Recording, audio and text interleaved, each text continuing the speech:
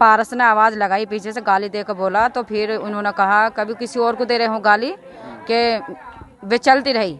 उन्होंने फिर आवाज़ लगाई। हाँ, उन्होंने सोचा चाची ने हमारे किसी और को दे रहा होगा कोई।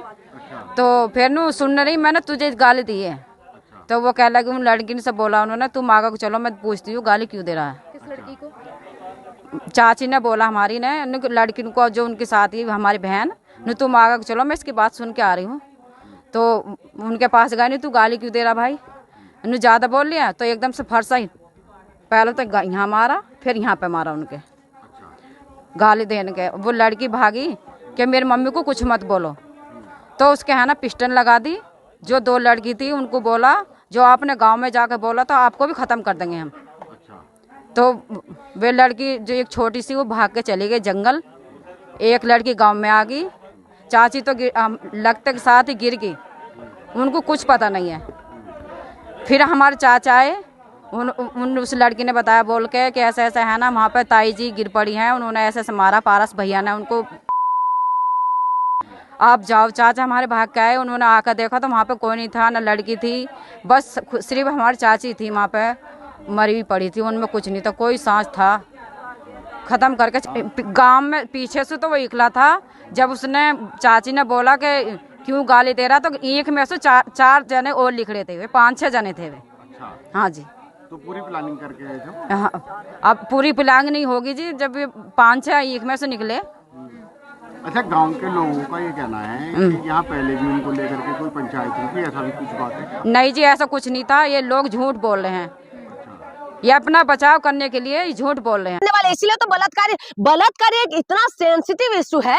बलात्कार ऐसा एक मानसिक तनाव है, एक पूरा इंसानों की मानसिक का जो है हालत को खराब कर देते हैं। महिलाओं का जो है, उससे अच्छा कि महिला को मार दो। एक वक्त के लिए महिला मर जाना पसंद करेंगे, लेकिन इस दौर से नहीं गुजरना चाहते। कुलदीप सेंगर जैसे के समर्थन में आप, मैं वही तो कह रही हूँ, कुलदीप सेंगर जैसे जो है उनके समर्थन में महिला आ जाती है और लोग उनका समर्थन में उतर जाते हैं। सोशल मीडिया में आप देखिए, आप तो कुलदीप सेंगर की तो बात ही छोड़ दीजिए, आसाराम बापू जैसे बलात्कारी, जिसको कोर्ट ने बलात्कारी साबित किया, जिसके ऊपर पॉक्सो एक्ट लगा हुआ है, वो बलात्कारी जब पैरोल में बाहर आते तो महिला, खास करके महिला भी दिया जला के आगे उनका स्वागत करने के लिए खड़ी हो जाते हैं। माँ अपनी बच्ची को ले जाते हैं। ये हमारे इसी देश के अंदर हमें फंसा के रखा हुआ है। ऐसे विश्वगुरु बने, कहाँ बनेंगे ऐसे विश्वगुरु नहीं बनेंगे। विश्वगुरु बनने के लिए महिला को आगे बढ़ना जरूरी है, महिला को पढ़ना जरूरी है, महिला को बराबरी का हिस्सेदारी देना जरूरी है। आज बताइए ना, महिला कितना % महिला को आप आगे दे रहे हैं?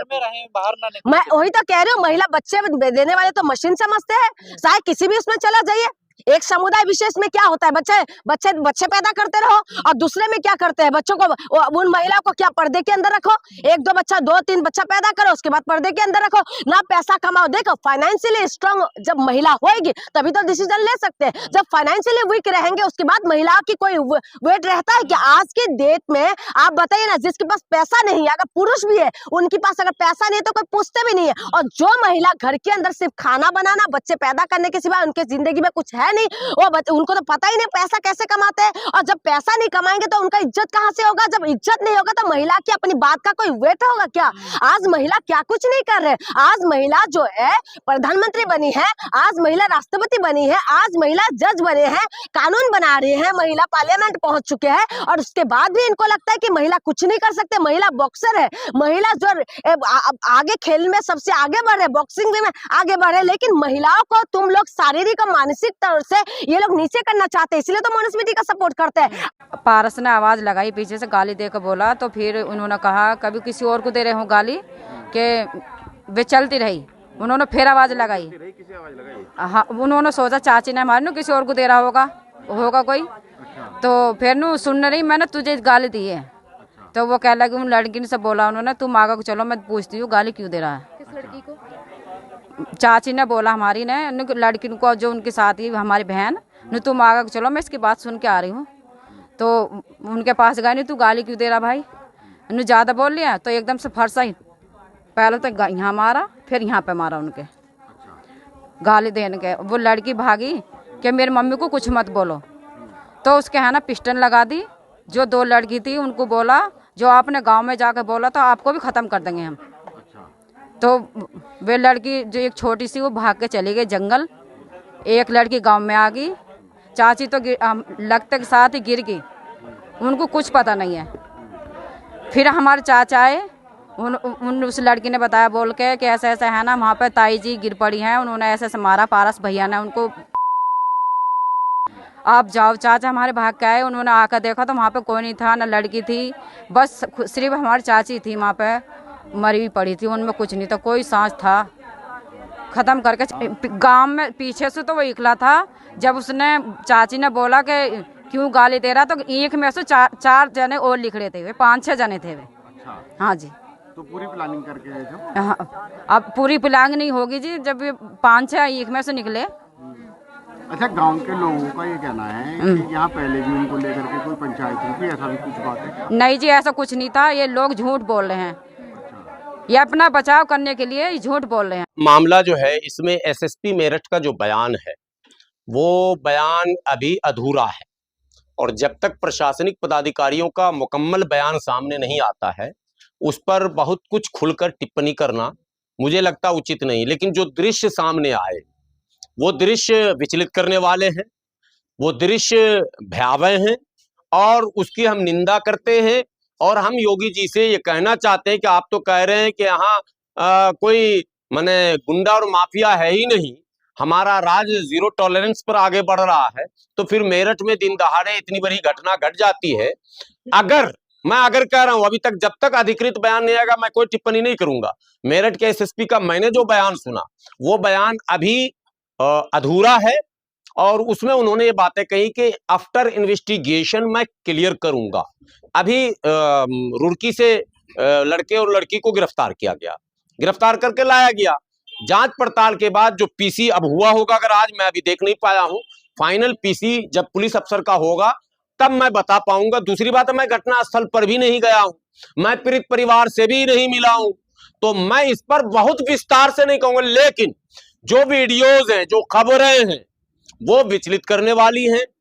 बच्ची के मां के साथ जिस बर्बरता के साथ माने दिन दहाड़े जिस तरह से हमला कर दिया गया और दुर्भाग्यपूर्ण घटना घट गई, मौत हो गई, ये अति निंदनीय है।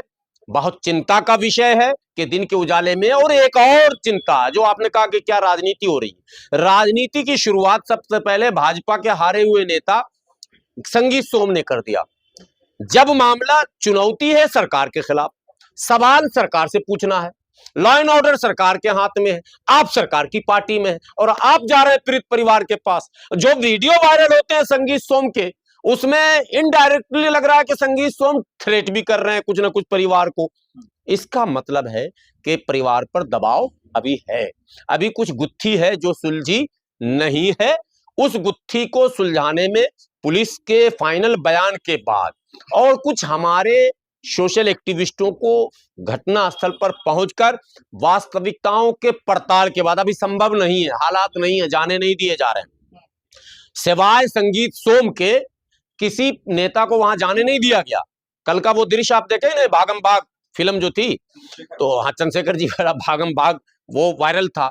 तो हालांकि ठीक है, ये दबाव का बहुत अच्छा तरीका, मैं तो इसके लिए बता आप जाना चाहते लेकिन आपको भी तो नहीं जाने। जब अतुल प्रधान को नहीं जाने दिया गया, जो स्थानीय विधायक हैं और चंद्रशेखर जी पड़ोस के सांसद भी हैं, उनके सौजातीय मामले हैं, उनको नहीं जाने दिया गया।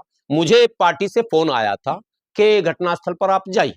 मैंने कहा कि परिस्थितियां ऐसी हैं कि मुल्ला जी को तो 2 ही मिनट में सीधा कर दिया जाएगा, इसलिए अब इस चक्कर में मत पड़िए। जो लोग जा रहे हैं हम लोग पीछे हैं, हम लोग हैं, चंद्रशेखर जी आगे बढ़े, बहन जी आगे बढ़े, जो भी लीडर आगे बढ़े, हम लोग साथ में हैं, न्याय के साथ हैं, इंसाफ के साथ हैं, पीड़ित परिवार के साथ हैं।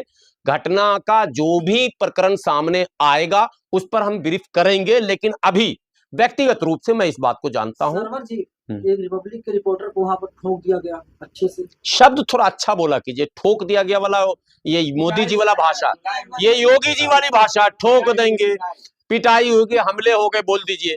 देखिए, जब भीड़ आक्रोशित होती है ना, तो फिर सामने अगर पुलिस वालों ने पीटा है तो रिपब्लिक वाले निपटेंगे, क्योंकि रिपब्लिक वाले पुलिस से निपटना जानते हैं।